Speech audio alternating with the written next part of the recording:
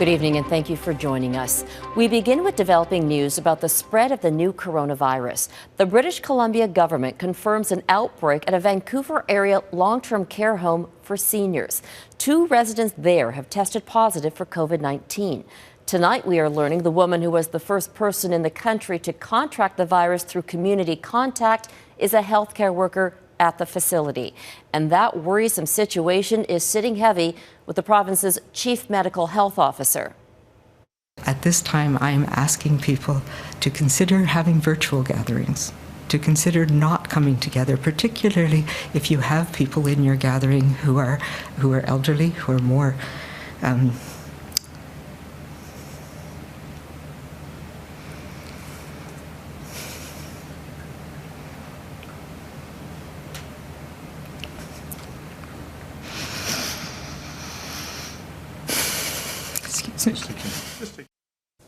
The fatigue and the stress are setting in. The 2 patients at the seniors' home are among 6 new cases of COVID-19 confirmed in BC today. That brings the number of confirmed cases in Canada to at least 57. 2 of those BC cases involve recent travel to Iran. The other 2 are people who were previously passengers on the cruise ship that is now quarantined off the coast of San Francisco. We'll have more on that in a moment. But first, here's Couteur on the efforts to prevent the virus from spreading among the public. It's a whole community problem, and you see it in these 3 sets of cases today. The 6 new BC cases originated in different places across the globe. 2 are people who recently traveled to Iran. 2 were previously passengers on the cruise ship that is now quarantined off the coast of San Francisco. And the last pair are perhaps most concerning as they are elderly patients from a care home in North Vancouver. Now, it's worrisome not only because the mortality rate is higher in older people, but because those 2 are connected to that first community transmission, which is said to be a female employee of the Lynn Valley Care Centre. Many people who work in care homes work in many other settings as well. So there is an ongoing, very detailed investigation that will be done. Which will include whether or not the worker got COVID-19 from the Lynn Valley facility or perhaps another place she may work and unknowingly transmitted it to the 2 patients. Now, what is clear, according to health officials, is the need to limit public gatherings, or at least keep your distance from others while out and about. They're recommending it for something as simple as religious services or even large sporting events like the Rugby Sevens Championship being held in Vancouver this weekend. I brought rubber gloves to go to the washroom, and I brought little wipes and stuff, and I was a little bit concerned because I'm immune suppressed. The International Ice Hockey Federation has taken it one step further, canceling the Women's World Hockey Championship in Halifax at the end of the month. The tournament will be played in Nova Scotia next year instead. The financial hit is yet to be calculated, but the emotional toll of the crisis is clear. Particularly if you have people in your gathering who are elderly, who are more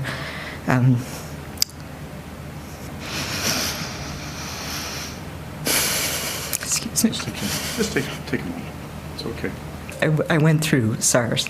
I've been through Ebola. I've been through the pandemic in 2009. And I just know how stressful it is for our healthcare system, for my colleagues, and for families. And with the outbreak widening in this country, it would seem that stress is only going to get worse. Couteur, Global News. As Mike reported, 2 of the cases in BC are linked to a previous voyage on the Grand Princess cruise ship. That boat is anchored off the coast of San Francisco with 3,500 passengers and crew on board, including 237 Canadians. At least 21 people on the ship have tested positive for COVID-19. That's on top of the rising number of cases across the U.S., including a popular destination for Canadians this time of year, Florida. 2 people have now died in that state. As Abigail Bimman reports, the number of test kits being made available to Americans isn't keeping up with the demand. Minutes after passengers on board the Grand Princess learned 21 people tested positive for COVID-19, Global News spoke to Canadians John and Assunta Gerritsen. We feel fine.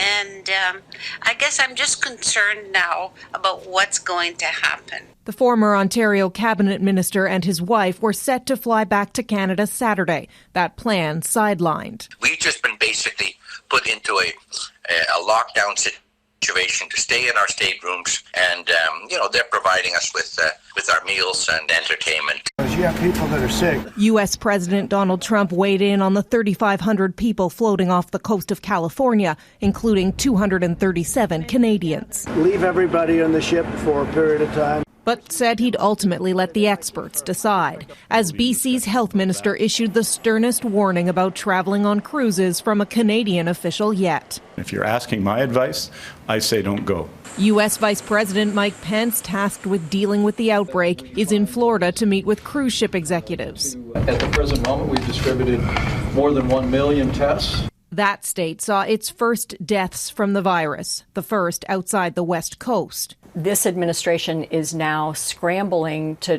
try to make up for a very slow start, to reckon with how fast this illness would spread. New York declared a state of emergency with yet another spike in cases. The governor urging anyone placed on a voluntary quarantine to adhere to it. Violating those rules is, first, I think, disrespectful to members of the community. It doesn't honor your responsibility as a citizen. And you can be putting people in danger. Cancellations keep rolling in, including music festivals such as Texas's South by Southwest. The University of Washington and Stanford have canceled all in-person classes for the rest of the quarter, and a number of businesses are asking employees to stay home, including tech giants on the West Coast. Abigail Bimman, Global News, Washington.